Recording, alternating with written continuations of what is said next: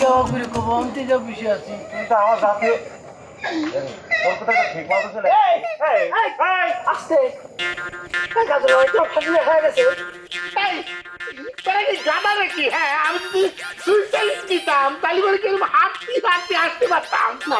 তা পারছি না, তবে যদি ওই ভূত হয়ে চলে আসতে পারতি এ ভাই এই এই সত্যি সত্যি আপনি ফাঁসিতে ভূতে আসেননি তো? মানে আমি শুনেছি মানুষ কয় যারা ফাঁসিতে গলায় দড়ি মানে এরকম ঝিলে পড়ে তারা মরে গেলে করে ভূত হয়ে যায়।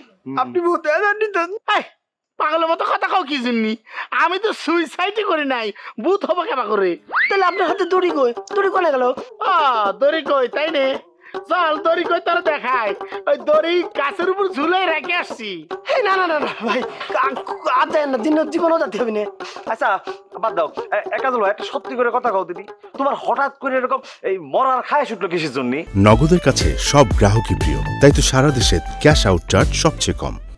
এই কি ঘটনা ঘটেছে তুমি মনে হয় জানো না। তোমার কাছে যে টাকা চাইছিলাম তুমি কি টাকা দিয়েছা? আরে ভাই রে, তোমার বড় ভাই ওই যে সুদে কাবুল মানে কাবুল হয় আর কি, তার যন্ত্রণায় তো বাঁচতে পারতেছি না, তার টাকায় শোধ দিতে পারতেছি না। এখন নতুন করে তোমার আবার কি করে টাকা দেবো কও? আমি কিন্তু ভাই টাকা দেওয়ার খুব চেষ্টা করেছি। হ্যাঁ চেষ্টা করেছ, আমার বাড়ি টেলিভিশন বিক্রি করে সেই টাকা আমার ধার দিয়েছ। আর টেলিভিশন ফেরত আনতে গিয়ে ওই ফইরা আমার শার্ট পর্যন্ত খুলে রেখেছি। তোমাকে এই সমস্ত কীর্তি কালেমের জন্যই আমার সুইসাইড করতে ইচ্ছা হয়েছিল। কেন যে আমি এই রশি ওই গাছের মধ্যে ঝুলায় রেখেছি সেই রশিটা নিয়ে আসি আগে। ভাই জীবনেও এই কাজ করেন না আপনি। হ্যাঁ কেন না হয়েছে কি এই যে আপনি যে ফাঁসি দিতে গিয়েছিলেন যাই আবার চলে আসলেন, এখন আবার আমার দুজনের উপর রাগ করে দিয়ে চলে যাচ্ছেন ফাঁসি দিতে, কিসের জন্য যাচ্ছেন? কেন দেখতেছে আবার? তোর কারণে তোরা আমার মনের ভিতরে যে দুঃখ দিছ সেটা মনে কইরা। জীবনেও না দুঃখ দিছে এর জন্য আপনি যাচ্ছেন না, আপনি যাচ্ছেন ওই ফাঁসি ধরে আপনার টাইম দিতেছে।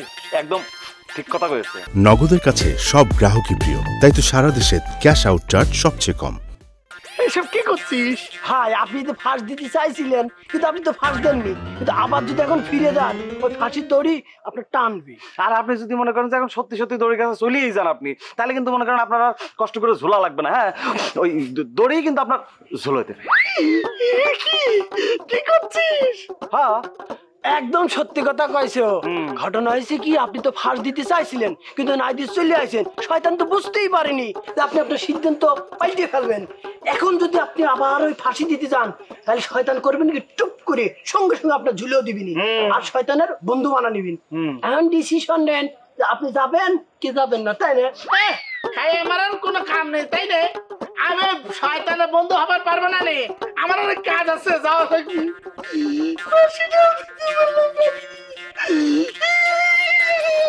আমি কইছিলাম না এমালকে ফাঁসি নেবি না, ও জীবন ফাঁসি নেবে, খালি এরকম ভয়ন্ত করে বেড়াবি না। তোর ক্যালকুলেশন পাওয়ার তো খুব দারুণ রে, খপাত করে আইডিয়া করে ফেলতে পারিস দূরিত্ব যাই দেখিস। আমি গেলেন আসলে গিরাম পাগলে ভরে।